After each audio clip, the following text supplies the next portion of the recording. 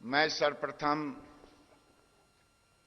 यही कहूंगा, ना जनामि युगम जपम नैव पूजा न तोहं सर्वदा शंभु तुभ्यम। इस देवभूमि पर आज मैं भाग्यशाली हूं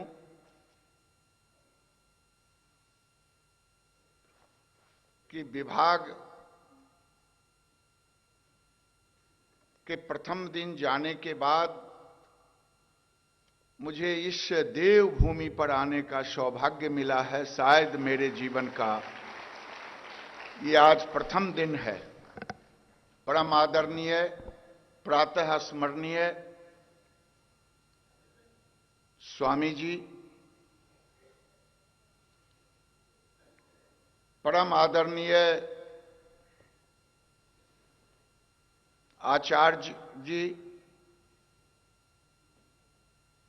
मैं तो पहली बार जब बिहार सरकार भारतीय जनता पार्टी और जदयू को मिलकर के एनडीए बना था, टीवी पर स्वामी जी को देखा करता था और हम लोग भी आस्था चैनल पर स्वामी जी के योग का इन्होंने आदेश दिया था, जो टीवी देख करके भी कर सकते हैं। तो हम लोग लोम विलोम जो भी स्वामी जी कराते थे, और बिहार आतंक के साए में था। शाम सूरज के ढलते लोगों में एक भय का वातावरण होता था, लोग नहीं आते थे। और उन परिस्थितियों में पहली बार सरकार बनने के कुछ दिन बाद परम आदरणीय स्वामी जी बिहार की धरती पर आकर के उस अंधेरे में एक प्रकाश देने का काम किया था योग के माध्यम से। जो हमारी मां, बहनें, बेटी सभी 4 बजे सवेरे, 3 बजे सवेरे गांधी मैदान पहुंचते थे। और उस समय हम सबों ने कहा कि लगता है कि स्वामी जी के पैर पड़ते ही बिहार में एक आनंद का वातावरण आ गया है। तो मैं भाग्यशाली हूं कि टीवी से लेकर के पहली बार गांधी मैदान में चरण स्पर्श करने का सौभाग्य मिला, और आज इस देवभूमि पर फिर से मैं नमन करता हूं। यहां हजारों, मैं सूक्ष्म, मध्यम, लघु उद्योग का एक कार्यभार के रूप में मुझे मिला है इसे बढ़ाने का। लेकिन मैं सोच रहा था कि ये जो तपोभूमि है, पतंजलि योग है, जो भारत स्वाभिमान के यहां इतने लोग हैं, ये तो सूक्ष्म उद्योग ही स्वास्थ्य के बना बैठे हैं पूरे देश में। क्योंकि करोड़ों करोड़ केवल भारतवासी ही नहीं बल्कि पूरी दुनिया में जो स्वास्थ्य पर लोगों का अपव्यय होता था, आज हम लोग कहते हैं कि स्वास्थ्य ही सर्वोपरि है। जो स्वास्थ्य है वही सबसे बड़ा धन है। तो ये पूरे दुनिया में जो सूक्ष्म स्वास्थ्य उद्योग खड़ा किया, इसके लिए स्वामी जी को सत सत नमन। दूसरा, जब स्वामी जी भारत स्वाभिमान के लिए मल्टीनेशनल के खिलाफ आंदोलन छेड़ा और संकल्प लिया कि हम गांव गरीब किसान की आर्थिक स्थिति को सुधारेंगे, भारत का पैसा भारत में कैसे रहे, इसके लिए इन्होंने जो पतंजलि योग के द्वारा जो हमारे लिए उपयोग में आने वाले दवा से लेकर के मंजन तक सारे चीजों की व्यवस्था की, ये सूक्ष्म उद्योग का इससे बड़ा और कोई उदाहरण नहीं हो सकता। मैं तो सोच रहा हूं कि ईश्वर ने, हम तो आचार्य जी से कुछ मांगने आए थे, फोन पर मैंने कुछ मांगने के लिए मैं संकल्प करके आया, लेकिन आज मैं जब सवेरे बैठा था, मैं तो कहा कि शायद ईश्वर ने मुझे ज्ञान के लिए यहां भेजा है स्वामी जी के चरणों में, कि तुम जो स्वच्छ सूक्ष्म की बात कर रहे हो, जो हमारे प्रधानमंत्री का एक विजन है कि जब तक भारत के अंदर में सूक्ष्म उद्योग की स्थापना नहीं होगी तब तक भारत का कल्याण नहीं होगा, करोड़ों करोड़ों युवाओं के हाथ में काम नहीं मिलेंगे।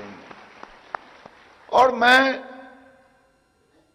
वैसे तो स्वामी जी कहने के लिए नहीं, मैं लेकर के ही अपने उपयोग का सारा चीज इसी पतंजलि का प्रयोग करता हूं। और इसलिए नहीं प्रयोग करता हूं कि आपका आशीष है मुझ पर, इसलिए प्रयोग करता हूं। एक बिहार के बड़े डॉक्टर ने मुझे एक दिन कहा कि गिरिराज जी, आप पेस्ट कभी यूज किया है पतंजलि का? हमने कहा कि मेरी पत्नी और मैं दोनों यूज कर रहा हूं उसको। तो उन्होंने कहा कि मैं दंग रह गया। बड़े डॉक्टर यूरोलॉजिस्ट हैं डॉक्टर अजय कुमार। उन्होंने कहा कि जब से मैं इसका उपयोग कर रहा हूं, दंतकांति जी, दंतकांति, तो कहा कि दंतकांति के उपयोग करने के पश्चात मेरे सारे दांत के रोग खत्म हो गए। और जो कई ऐसे, किसका वर्णन करें, शैम्पू का वर्णन करें, साबुन का वर्णन करें, दवा का वर्णन करें। आयुर्वेद के कई डॉक्टर अब दवा बनाते नहीं, कहते कि पतंजलि योग की दवा ये ले लो जाकर के। ये एक क्रांति सी पूरे देश में हुआ है। और कितना प्रहार सहा है स्वामी जी ने इस देश भारत स्वाभिमान के लिए। ईश्वर शायद इन्हें इसी काम के लिए ही भेजा है। क्या क्या नहीं आरोप लगे, लेकिन भारत स्वाभिमान को केवल भारत में नहीं जगाया, बल्कि पूरी दुनिया में भारत के स्वाभिमान को जगाने का काम किया। और फिर वही भारत आज पूरे विश्व में, हमारे प्रधानमंत्री ने भारत के स्वाभिमान को का डंका पीटने का काम किया, चाहे अमेरिका हो, चाहे जापान हो, चाहे चाइना हो, चाहे यूएनओ हो। मुझे याद आ रहा है स्वामी जी, राष्ट्रकवि रामधारी सिंह दिनकर, पता नहीं आज से कितने साल पहले एक छोटी सी पंक्ति लिखा था, वो याद है। एक हाथ में कमल लिए, एक हाथ में धर्म दीप्त विज्ञान, लेकर उठने वाला है इस धरती पर कोई इंसान। मैं आश्चर्य कर रहा हूं, क्या वही भारत, क्या दिनकर ने कभी सोचा था क्या? उस समय भारतीय जनता पार्टी का जन्म भी नहीं हुआ था, ना चुनाव चिन्ह था कमल। क्योंकि कमल, हमारे यहां शस्त्र और शास्त्र दोनों की चर्चा स्वामी जी भी कभी कभी करते हैं। और रामधारी सिंह दिनकर ने अपनी पंक्तियों में इसे पिरोने का काम किया था। आज ईश्वर ने एक अपना प्रतिनिधि के रूप में देश का प्रधानमंत्री नरेंद्र भाई मोदी को उन्होंने चुनने का काम किया है। ठीक ही कहा, भारत की संस्कार और संस्कृति के अनुरूप ये सरकार, किसी सरकार में हिम्मत नहीं है जिसका प्रधानमंत्री कहे कि पूरी दुनिया के लोग हमारे पास आते हैं, हमारे आवास के अंदर मांस मदिरा वर्जित है।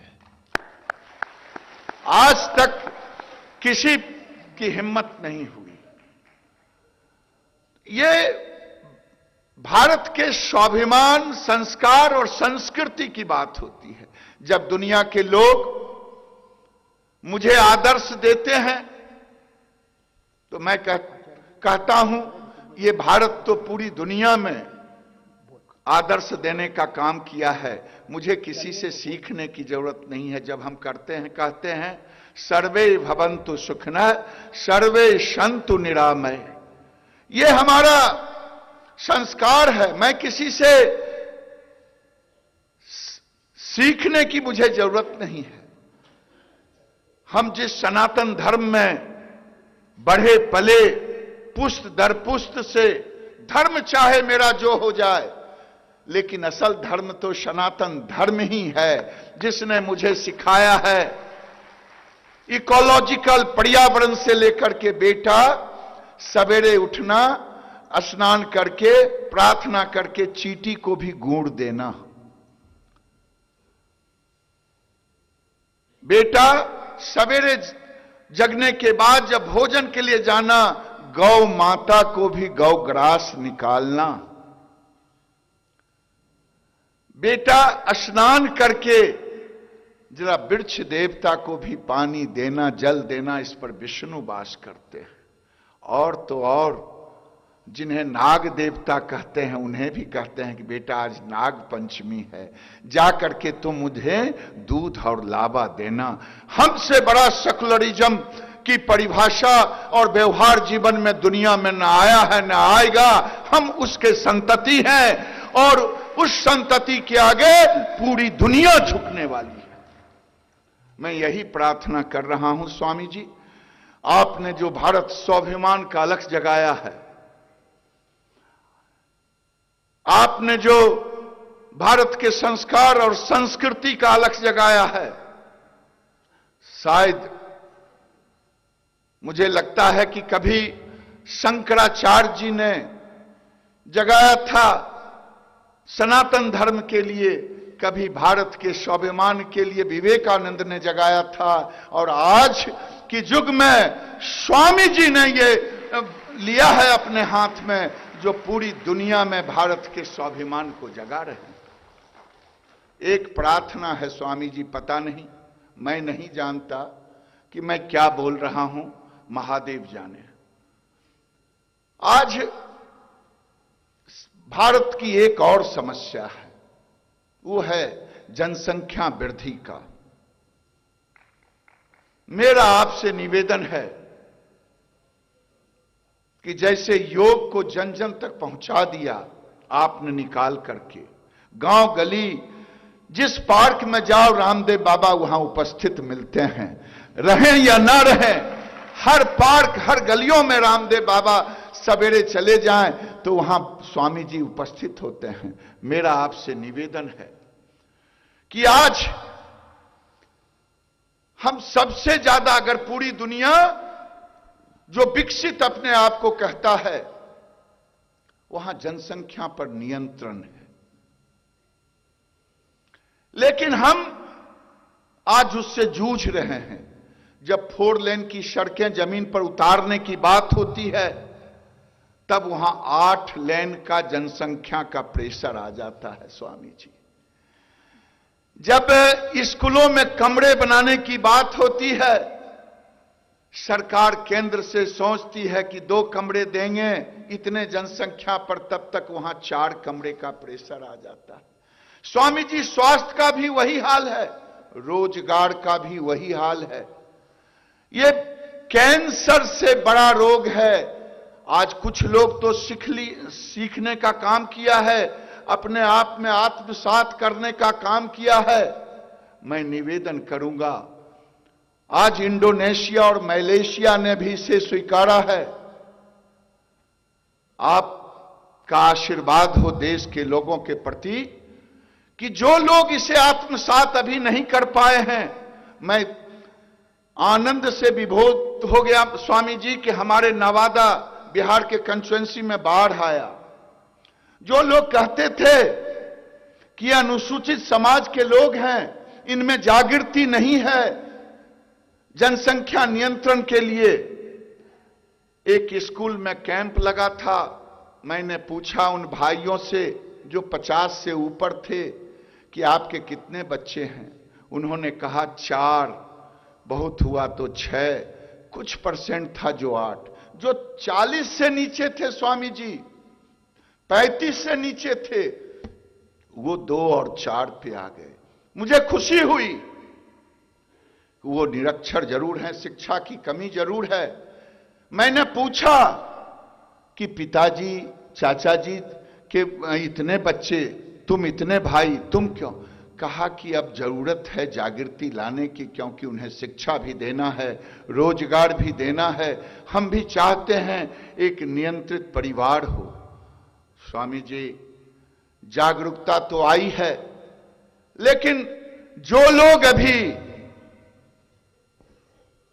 जगाने पर भी नहीं जाग रहे हैं, उन्हें जगाने की जरूरत है, जिसके कारण आज हम उन लक्ष्य को प्राप्त करने में असमर्थ हो जाएंगे। सौभाग्य हमारा है कि हमारे प्रधानमंत्री पूरे देश में एक माहौल बनाने का काम किया है, एक रोजगार के लिए अवसर प्रदान करने का काम किया है, एक विकास के लिए इंफ्रास्ट्रक्चर बनाने का काम किया है। आपके आशीर्वाद से अब धीरे धीरे पटरी पर गाड़ी आ रही है। जब उन्होंने स्वच्छ भारत की बात की तो लोगों ने कहा ये राजनीति है। क्या अपने घर में तुम कूड़ा करकट डालते हो? अपने कैंपस को तो गुलाब और गुलदस्ते से भर के रखते हो और पूरे सड़कों को, शहरों को कचरा से भरना चाहते हो? ये राजनीति है। अगर भारत स्वच्छ होगा तो पूरी दुनिया में नाम होगा। जैसे किसी के दरवाजे पर जाते हैं, कहते आहा हा, कितना आनंद है, इसके घर में स्वच्छता है। तो जब भी हम कोई कदम उठाते हैं, जिनका काम है निंदा करना, बुराई करना, वो उसी नजर से देखते हैं। तुलसी ने कहा है, जाकी रही भावना जैसी, प्रभु मूरत देखी तिन तैसी। तो मुझे इसकी चिंता नहीं है, मैं केवल मांगने आया हूं। आचार्य जी से कुछ मांगूंगा, आपसे मैं मांग रहा हूं कि ये जनसंख्या नियंत्रण भी आपके एजेंडा में आए। जो लोग नहीं सुन रहे हैं उन्हें भी सुनाने की कोशिश करें, क्योंकि हम बहुत लोग जागृत हो गए हैं। ये कैंसर है, अगर इस पर हमने काबू नहीं पाया तो फिर हम बिहार को, भारत को, देश को दुनिया के सामने जो एक विकसित चित्र खींचना चाहते हैं, वो चित्र शायद खींचने में मुझे कठिनाई होगी, समय लगेगा, विलंब होगा। मैं आज के अवसर पर इतना ही कहना चाहूंगा कि यहां आए हुए पूर्व यूपी और बिहार से जो स्वाभिमान भारत स्वाभिमान जिस रूप में नाम लें आप, कण कण में आप जगाने का भारत के उस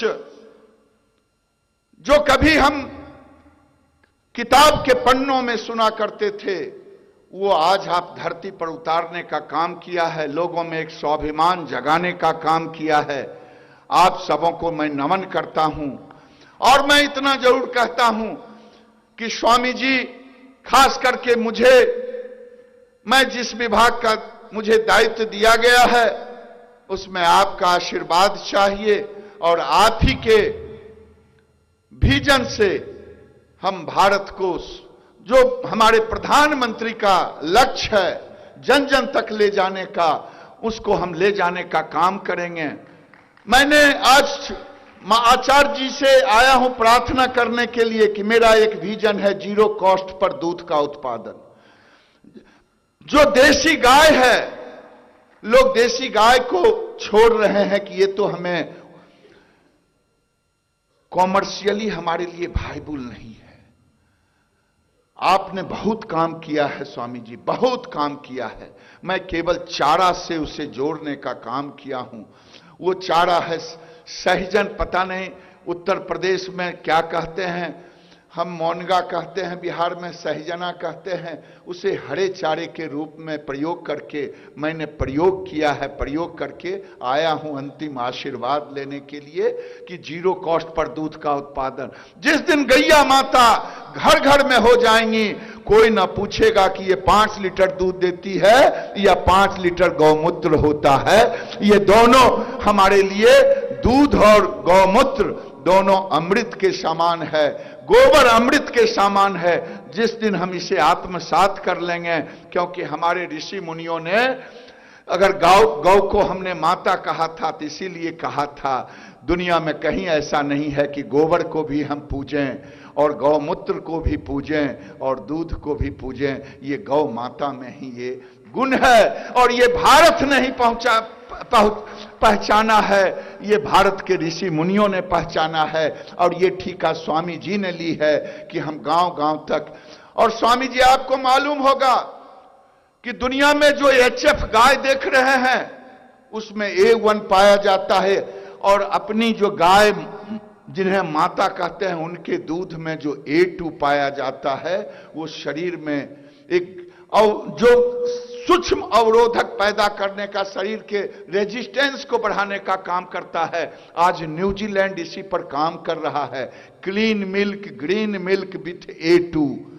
आज मैंने ये भी सोचा कि स्वामी जी के चरणों में अर्पित करूंगा कि ये क्लीन मिल्क, ग्रीन मिल्क और A2 के साथ ये जब भारत को आप समर्पित करेंगे तभी गौ माता का घर घर में पूजन होगा।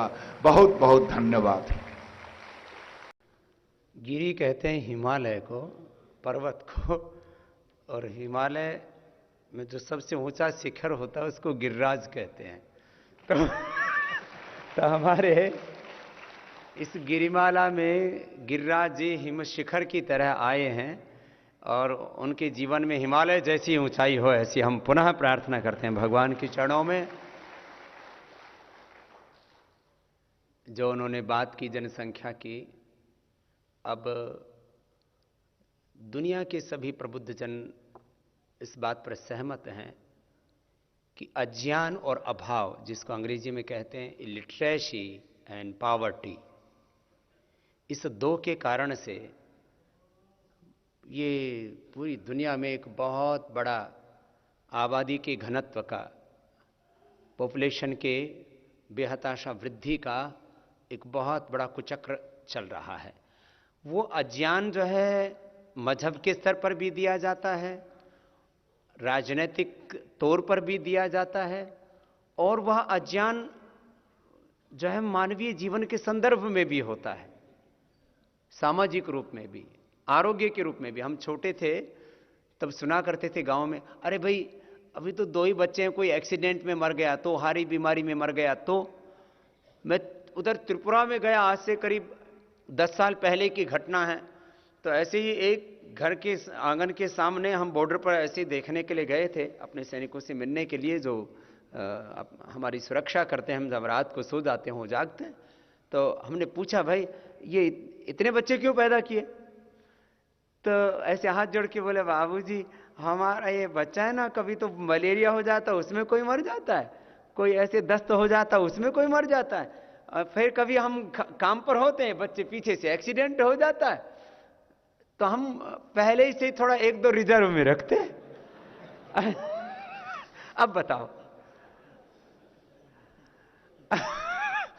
अब कोई एक्सीडेंट में मर जाए, कोई दस्त से मर जाए, कोई बुखार से मर जाए, तो वो रिजर्व में रखते हैं।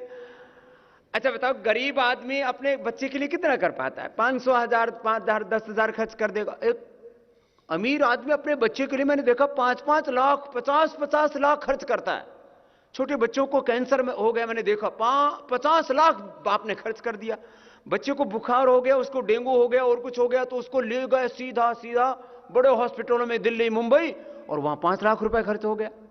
तो तो ये एक तो अज्ञान और दूसरा अभाव, ये दो के कारण से ये बहुत प्रॉब्लम बढ़ रही है। और इसमें ये जिस वर्ग में अज्ञान ज्यादा है और अभाव ज्यादा है, तो हम दोनों काम करेंगे।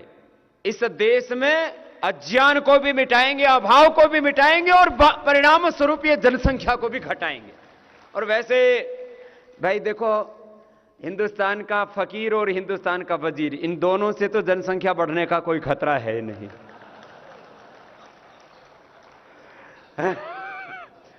ऊपर नीचे जब अध्यात्म सत्ता और धर्म सत्ता दोनों ही ने इस चीज को नियंत्रित कर लिया है, तो बीच की भी काबू में आ ही जाएगी। और हम तो अब और बहुत बड़ा काम कर रहे हैं। हम इस देश में हजारों ऐसे आत्मवेत्ता, तत्वज्ञानी, वेदज्ञ, ब्रह्मचारी और विद्वान तैयार करेंगे। वो हजारों की संख्या में तैयार होंगे और पूरे देश में भारतीय संस्कृति का प्रचार करेंगे।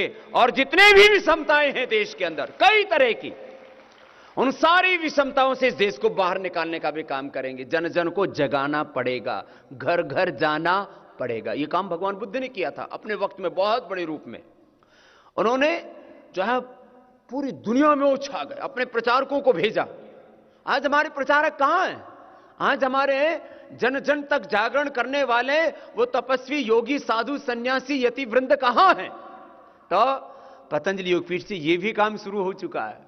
और पूरे देश में शिक्षा का भी, जागरण का भी अब बहुत बड़ा अभियान शुरू होने वाला। आदरणीय मोदी जी से हम पिछले दिनों मिले, तो वैसे तो राष्ट्र के सभी जो महत्वपूर्ण मुद्दे उन पर बात हुई, लेकिन एक सबसे बड़े बात पर जो प्रिंसिपली वो जो एग्री थे कि भाई अब इस देश में से मैकाले की शिक्षा पद्धति का भी अंत होना चाहिए और फिर से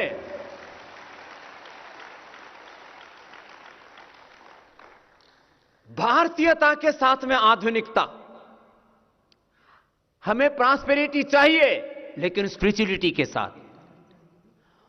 प्रॉस्पेरिटी विद स्पिरिचुअलिटी, भारतीयता के साथ, आध्यात्मिकता के साथ, आधुनिकता के शिखर पर हमें पहुंचना है और देश का अभ्युदय और निश्चय सिद्ध करना है।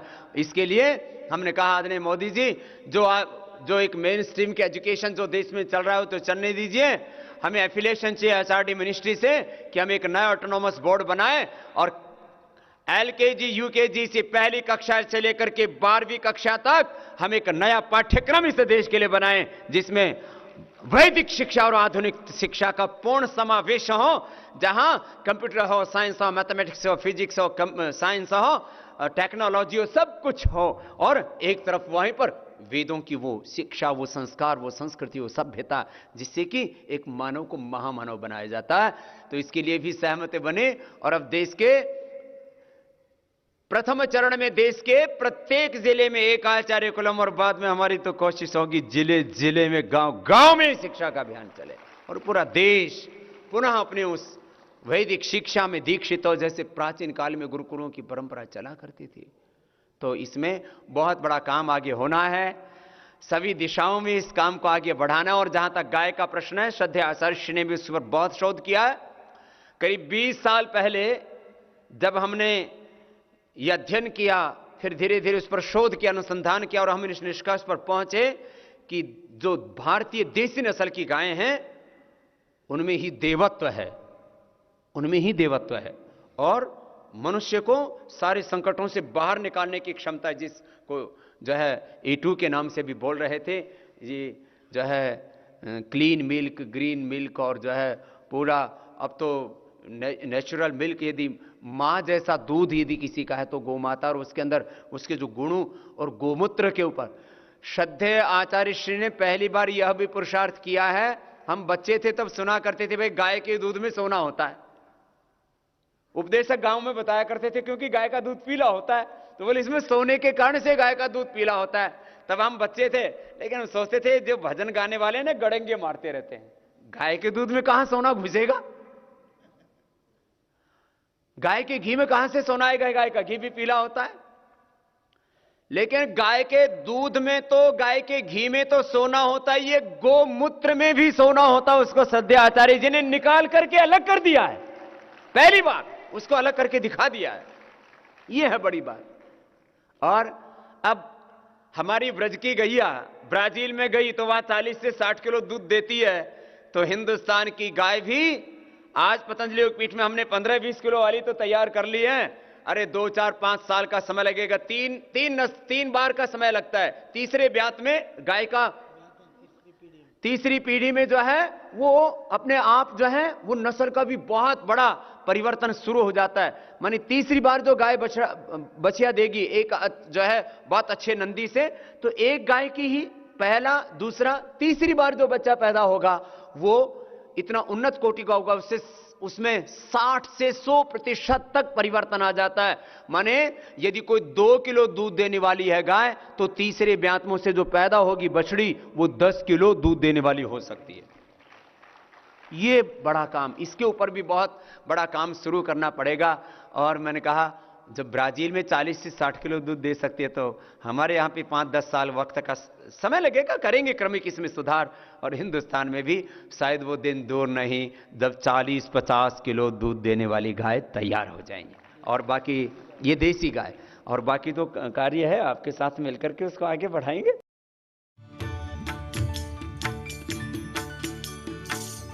श्रद्धेय आचार्य श्री से मैं कहूंगा कि वो भी अपने आशीषों से हम सबको आशीषित करें। एक बार श्रद्धेय आचार्य श्री का भी सबके ओर से बहुत बहुत अभिनंदन है। इतना बड़ा पुरुषार्थ उन्होंने किया है, इतना बड़ा पुरुषार्थ किया है। स्वेन कर्मणा संवदेता, स्वेन क्रतुना संवदेता, अपने कर्म से वो जो है वो बोलते हैं, जीते हैं श्रद्धेय आचार्य।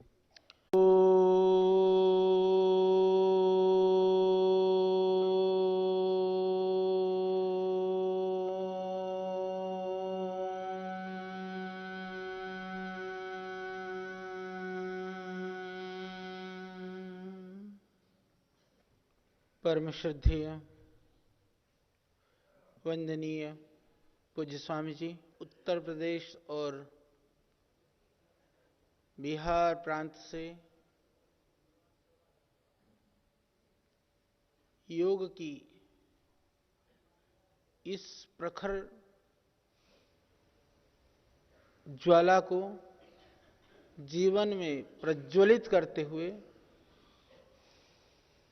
उस योग की अग्नि को घर घर जन जन तक पहुंचाने के लिए प्रयत्नशील आप सभी भाई बहन मातृशक्ति आज के इस प्रातःकालीन पवित्र वेला में यहाँ मंच पर विराजमान माननीय श्री गिरिराज सिंह जी,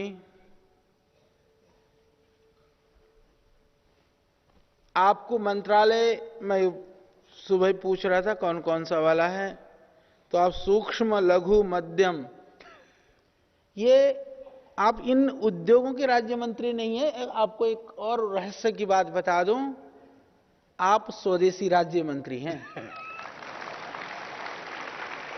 क्योंकि जो एमएनसीज हैं वो सारे लार्ज जो बड़ी इंडस्ट्री में ही हैं लगभग, मध्यम में कोई एक आध होगी तो मुझे पता नहीं, पर लघु में तो है नहीं, तो ये तो स्वदेशी मंत्री हैं। तो ये तो आपने भी नहीं सोचा होगा मंत्री जी बस। तो यह जो है, क्योंकि वैसे भी स्वदेशी ब्रांड है। जब माननीय मोदी जी के लिए श्रद्धेय स्वामी जी ने देश के उन तमाम श्रद्धेय वंदनीय वरिष्ठ देश के संत, उनको इकट्ठा करके यहां पर, माननीय मोदी जी को भी पता नहीं था बाबा जी क्या करने वाले हैं। जब आचार्य कुलम के उद्घाटन में आए थे तो उस व्यापक रूप में सबसे पहले यह घोषणा की कि माननीय मोदी जी भारत के भावी प्रधानमंत्री के रूप में हम यहां से घोषणा करते हैं। उस समय पर तो बिहार में मंत्री थे, आप सब जानते हैं। मंत्री रहते हुए पार्टी में होते, यहां तो कोई पार्टी वाली कहानी है नहीं। बाबा जी के तो जो दिमाग में आ जाए वही पार्टी है, वही बात है। पर वो तो ज्यादा बंधे हुए एक सिस्टम के पार्ट से। पर फिर भी एक यह बिहार का वीर पुरुष वहां से उद्घोष कर रहा था कि मोदी जी जो है आने चाहिए, मोदी जी होनी चाहिए। तो उस घोषणा को सर्वप्रथम बिहार के उस क्रांतिकारियों की भूमि से उद्घोष करने वाले श्री गिरिराज सिंह जी हैं। ये आप और हम सब जानते हैं। अच्छा, होने से पहले समझ में नहीं आती ये बातें, होने के बाद में तो सभी सोचते हैं। हम भी ऐसे ही सोच रहे थे, सभी ऐसा सोचते हैं। अच्छा, होने से पहले हम क्यों नहीं सोच पाते? होने से पहले सोच पाते तो एक दिन में ही सारी व्यवस्थाएं और सारी चीजें सब कुछ ठीक हो जाता। शायद हम होने से पहले नहीं सोच पाते हैं। इसीलिए हम एक बात कहते हैं कि हम अच्छा चाहते हैं, पर उसके लिए यदि हम नहीं सोच पाते हैं तो जो सोच पाते हैं अच्छाई के लिए, उनका अनुगामी बन करके हम उस कर्तव्य को पूरा कर सकते हैं। इसलिए बार बार मैं इस बात को कहता हूं, कई बार कहता हूं, इसकी कोई परवाह मत करो कि हम ऋषि बनेंगे कि नहीं बनेंगे, हम महापुरुष बनेंगे कि नहीं बनेंगे, दुनिया में हम कहां पहुंचेंगे। अरे पहुंचेंगे, जहां भी पहुंचेंगे अच्छी जगह पहुंचेंगे, बशर्ते ऋषि नहीं, ऋषियों के अनुगामी बनने के यदि हमने ठान लिया कि जिस तरह के हमारे पूर्वज थे, हमारे महापुरुष थे, उनके चरणों में, उनके मार्ग में, उनके बताए हुए रास्ते में हमको चलना है। यदि आपने इतना ठान लिया तो जहां भी पहुंचेंगे अच्छी जगह पहुंचेंगे। ये हमारे हृदय में होनी चाहिए, हमारे दिल में होनी चाहिए। तो इस भाव से आप सौभाग्यशाली हैं। श्रद्धेय स्वामी जी जैसा व्यक्तित्व आपके सामने है, स्थूल रूप से आपको आशीर्वाद देने के लिए उपस्थित हैं, और भगवान ने आपको करोड़ों लोगों में चुन करके यहां पर भेजा। यह आपका सौभाग्य है, क्योंकि महापुरुष आते हैं, अपना काम कर करके चले जाते हैं, परंतु उन महापुरुषों का मूल्यांकन कभी कभी इतिहास में मूल्यांकन किया जाता है। पर आप सौभाग्यशाली हैं कि वर्तमान में भी उस मूल्य को समझते हुए उस मिशन को लक्ष्य तक पहुंचाने के लिए, अपने आप को आहूत करने के लिए आप सर्वदा तत्पर और तैयार हैं। मैं वंदन करता हूं आपका। बहुत काम कर रहे हैं। अभी बिहार में होकर के आया, वो नौगाछिया, मेरे को नौगाछिया याद कम हुआ तो नौगाछिया करते करते याद करता गया मैं। हाँ, तो गाय बच्ची तो मेरे को वहां भी याद थी, तो करते करते हम वहां पहुंचे।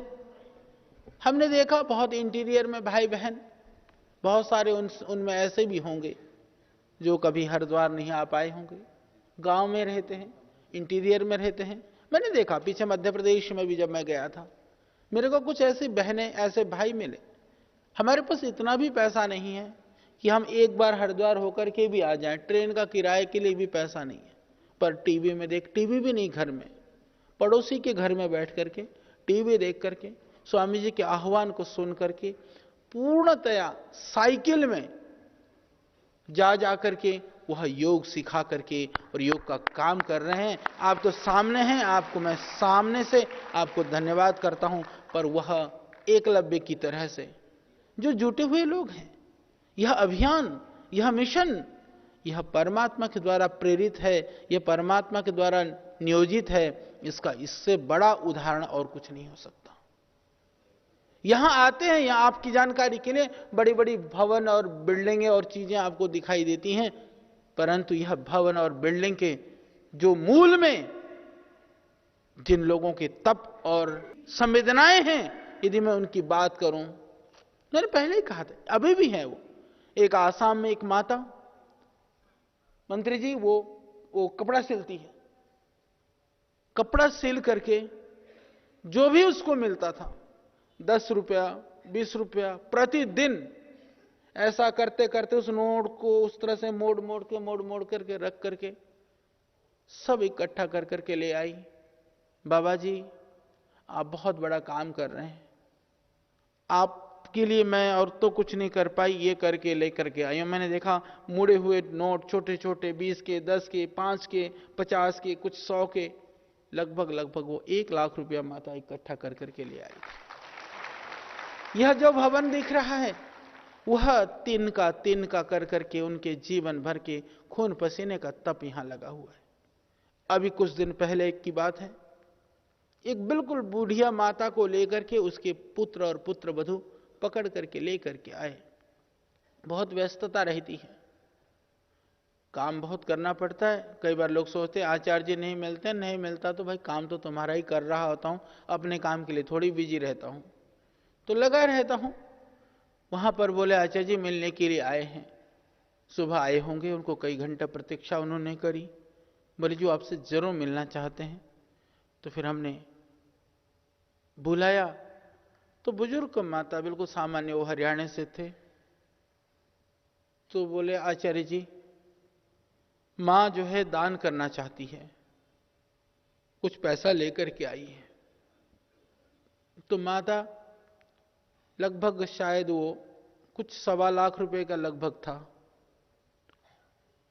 वो मैंने देखा बहुत गरीब से लोग हैं लगने में ऐसे। मैंने कहा भाई क्या काम करते हो तुम? बोले जी मेरे पास 2 भैंस हैं, उन भैंसों का दूध बेचता हूं, उससे मेरा घर चलता है। बोले माता के पास अपने माता का दिया हुआ एक कड़ा था, सोने का जो कड़ा होता है पहले जैसे, वो कड़ा था। बोले मैं तुम लोगों को ये कड़ा नहीं दूंगी। अपने बहू को कहा या बेटे को कि इस कड़ा को मैं चाहती हूं, मैं इसको बेच करके जितना भी पैसा मिलेगा मैं बाबा जी के आश्रम में दे करके आना चाहती हूं। बाबा जी देश के लिए बहुत सारा काम कर रहे हैं। ये उस समय की बात है जब, ये अभी सरकार बनने से पहले की बात है, जब हम इसमें लगे हुए थे आंदोलन में। बोले मैं कुछ ना कुछ आहुति देना चाहती हूं। तो धन्य है वो माँ जिसकी हृदय में ये भावना है, और धन्य है वो बेटे। और मैंने उसको पूछा, मैंने कहा तेरे घर में तो मुश्किल से गुजार बसार होता है, तेरे लिए 1.25 लाख रुपया तो बहुत होते हैं, तो क्यों नहीं अपने घर में रखना चाहता? बोला इससे माता की खुशी है और हमको भी अच्छा लगता है कि माँ ऐसी अच्छे कार्य में अपना योगदान देना चाहती हैं। तो हमने इसलिए माँ को हम लेकर के आए, क्योंकि माँ तो न जाने कितने दिन बाद चल बसे, रहे न रहे, पर हम ऐसा नहीं चाहते थे कि मेरे बच्चों ने मेरी इच्छा पूर्ति नहीं करी। तो ऐसी तपस्वी माताएं, ऐसे तपस्वी भाई, ऐसे तपस्वी बहनें हजारों की संख्या में, जिनको हम जानते हैं, हमारे आंखों के सामने हैं, उनकी संख्या लाखों में है। तो जो हमारे आंखों के सामने में नहीं है, वो अपरोक्ष रूप में एकलव्य की तरह से लगे हुए हैं। ऐसे लोगों की संख्या करोड़ों की संख्या में है। विश्व के वैभवशाली देशों में भारत की जो प्राचीन स्थिति थी, जिसको हम कहते हैं कि सोने की चिड़िया यह देश था, तो भारत का भाग्योदय कराना चाहते हैं। तो आप सबको और हम सबको मिलकर के ये बड़ा काम को करना है। और अच्छा है, प्रातःकाल का समय है, और क्योंकि बिहार के भाई ज़्यादा, वैसे तो पूरे देश के लोग जो राष्ट्रवाद की विचारधारा में जीने वाले लोग हैं, विशेष कर करके सनातन वैदिक हिंदू परंपरा को जो बहुत हृदय से वो करते हैं, आत्मसात करते हैं, वो सब माननीय गिरिराज सिंह जी से प्यार करते हैं। तो बिहार के लोग तो करते ही हैं, उनके लिए तो 24 घंटा आप उपलब्ध भी रहते हैं हमेशा। तो मैं एक बात कह रहा था कि हमको जो करने की जरूरत है, बाकी बात तो हम बाद में करेंगे। जितने भी जो लघु सूक्ष्म उद्योग हैं, जो कुटीर उद्योग हैं, ग्रामोद्योग है, इन सारे उद्योगों में जो एक सबसे बड़ी समस्या जो हमको दिखाई देती है, हमको क्या करना होगा? उद्योगों को तो डिसेंट्रलाइज करना ही है। उनको सेंट्रलाइज कर देंगे तो फिर तो एमएनसी हो जाएगा। सारे उद्योगों को घर घर के, जो हमारे प्राचीन काल की परंपरा थी, आप इस चीज को खड़ा कर सकते हैं। आज भी बहुत सारे ऐसे लोग हैं जिन गांव में मान लीजिए कोई बेचारे लोहे का सामान बनाता है, एक हमारा लोहार भाई, एक बुनकर भाई कपड़ा बनाता है, दूसरे और कुछ सामान बनाते हैं, कुमार घड़ा बनाता है। सभी चीजें अभी भी कुटीर उद्योग तो घर घर में है। एक तो उनको कैसे खड़ा किया जाए, बाद में जो उसका जो मार्केटिंग है उसको हमको सेंट्रलाइज करना होगा। कि जैसे घड़ा, सुंदर एक घड़ा बनता है, मार्केटिंग और क्वालिटी कंट्रोल। हाँ, बहुत सुंदर घड़ा मान लीजिए कि कोई बनाता है। अब हरिद्वार इतना बड़ा जिला है, मुझको पता है कि यहाँ पास में खेडली गांव है, उसमें 2 कुम्हार ऐसे हैं, इतने बढ़िया घड़ा बनाते हैं, पूरा हरिद्वार में दूसरा नहीं बनाने जानता। अब मेरे को यहाँ का पता है, हरिद्वार का जो कपड़ा बनाने का काम है, यहाँ बेलड़ी और उधर इमली खेड़ा, 2 गांव ऐसे गांव हैं पूरे हरिद्वार में जहां बहुत सुंदर कपड़ा बनता है। ऐसे पूरे देश के अंदर जितने भी चीजों को बनाते हैं, उन सारी चीजों को यदि हम मार्केटिंग नेटवर्क के लिए, जैसे एमएनसीज ब्रांडिंग करती हैं, एक हम क्वालिटी कंट्रोल के हिसाब से उनको ठप्पा लगा करके मोहर लगा दें उस ब्रांड का चीजें, उसके लिए एक जो खादी ग्रामोद्योग विभाग है, खादी आयोग है और लघु मंत्रालय आपका हो गया, इन सबको जोड़ा जाए एक छत्र के नीचे। देश के अंदर हर छोटे छोटे शहर के अंदर में सारी चीजें उपलब्ध हो, तो जो हरिद्वार की चीज है वह दिल्ली में मिले और जो आसाम अरुणाचल की चीज है वह मुंबई पहुंचे, ऐसी व्यवस्था हम कर लें तो ये संभव नहीं है। पूर्व पश्चिम उत्तर दक्षिण, इससे पूरा देश जुड़ेगा। दूसरी बात जो मेरे दिमाग में है कि हमको लगता है जैसे कृषि कार्य वगैरह जो करते हैं, न्यूनतम मजदूरी आदि की बात की जाती है, अन्यत्र जैसे मिलता है तो उनको भी उस तरह से हम जोड़ें, क्योंकि वो भी कृषि भी, उसको भी एक लघु उद्योग तो उस रूप में ही है, उसके उद्यम से ही सब पूरा देश के लोगों को अन्न मिलता है। इसी तरह से चाहे वो खाद की बात है, जैसे खाद में सब्सिडी मिलती है, जो यूरिया है, जो पेस्टिसाइड है, इंसेक्टिसाइड है, पर आज शायद आपको पता हो कि जो खाद, जो बर्मी कंपोस्ट बनाते हैं, दूसरे खाद बनाते हैं, उसको कोई सब्सिडी नहीं मिलती, तो फिर वो खाद क्यों डालेगा? जितनी सब्सिडी हम उनको दे रहे हैं केमिकल वालों को, यदि उसकी ऐसी व्यवस्था हो जाए कि हम खाद को सब्सिडी दे दें, तो गाय की बात आप कर रहे थे, गाय से वो चीज जुड़ जाएंगी।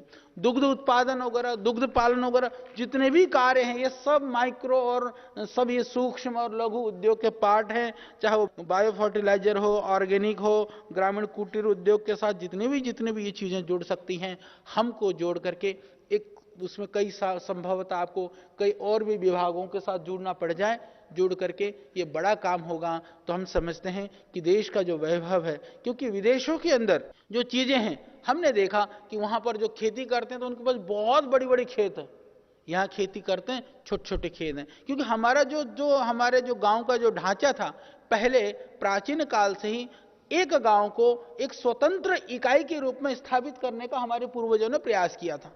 इसलिए एक गांव के अंदर आप देखेंगे सभी तरह के भाई, जूते बनाने से लेकर के, कपड़े बनाने से लेकर के, औजार बनाने से लेकर के, सभी कुछ करने वाला एक गांव में मिलते थे। हम शिक्षा तक सारी चीजों के लिए, तो यह एक स्वतंत्र इकाई के रूप में, जिससे कि यह एक तरह से पूरा गांव अपने आप में इंडिपेंडेंट हो, इस तरह की अवधारणाएं की गई थी। तो उस स्वतंत्रता को पुनः स्थापित लघु उद्योग के द्वारा ही किया जा सकता है। हम बहुत लोगों से मिलते हैं, बहुत जगह पर जाते हैं, अब लोगों को यह लगने लगा है सरकार हमारी है और सरकार हमारे पास है, सरकार हमसे दूर नहीं है।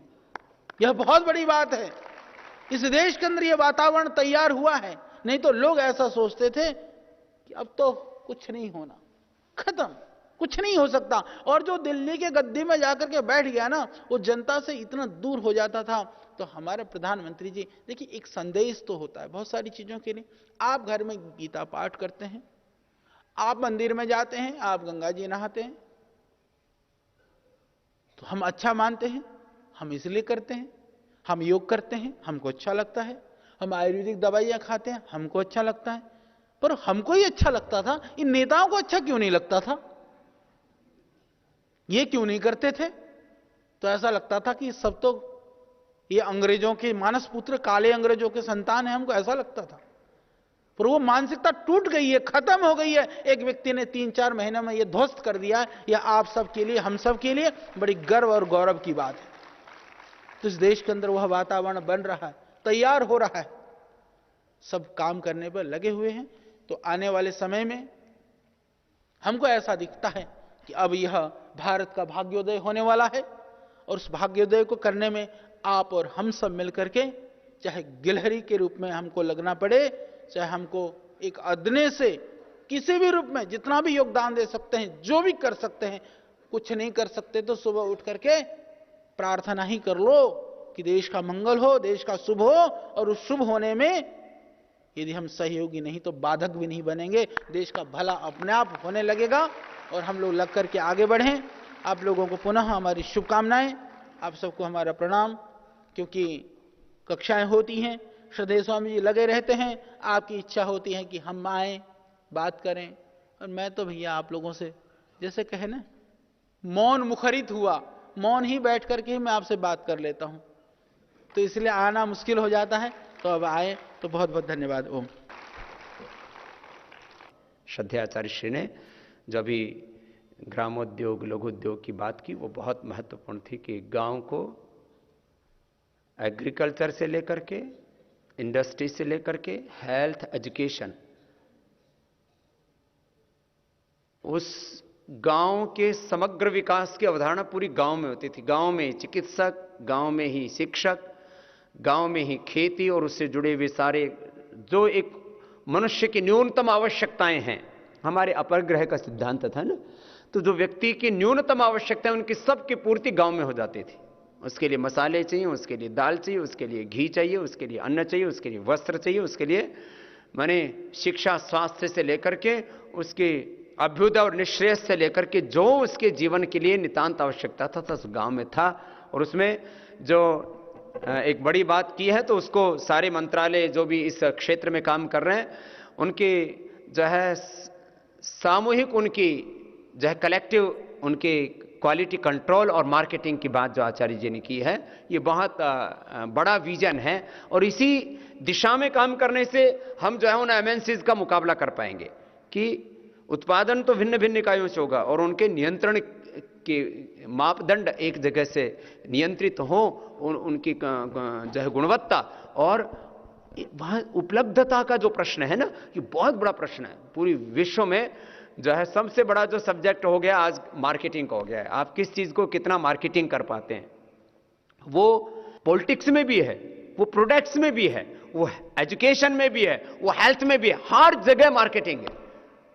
अभी जहां हमने यदि पूरे देश में एक व्यवस्था परिवर्तन के लिए एक वातावरण बनाया, उसको निर्मित किया और एक वो वातावरण घटा, उसमें आप सब लाखों भाई बहनों ने, करोड़ों जो है देशवासियों ने तप किया, तो अब ये तो एक राजनीति की मार्केटिंग थी, पॉलिटिकल मार्केटिंग थी, तो फिर भाई अब योग की मार्केटिंग कौन करेगा?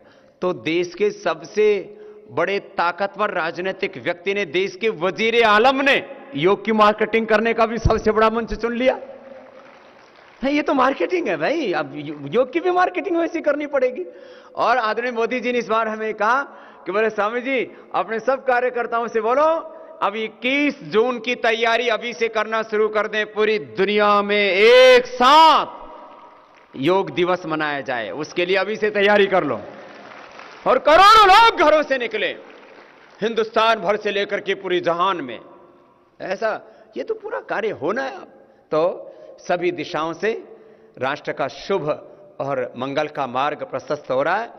जैसे श्रद्धेय आचार्य शंका ने कि पहले एक अवधारणा होगी थी वही देश में कुछ नहीं हो सकता, अब ये तो बात लोगों के दिलों में जगी है, ये भावना उठी है कि इस देश में अब अच्छा हो सकता है और अच्छा होना शुरू हो चुका है। तो सबका मंगल होगा निश्चित रूप से। आइए सब शांति पाठ के साथ इस संकल्प को आत्मसात करेंगे कि हम अपना भी मंगल करेंगे, सबका भी मंगल करेंगे, सर्वत्र चारों ओर शुभ ही शुभ हो, मंगल ही मंगल हो, समृद्धि हो, शांति हो।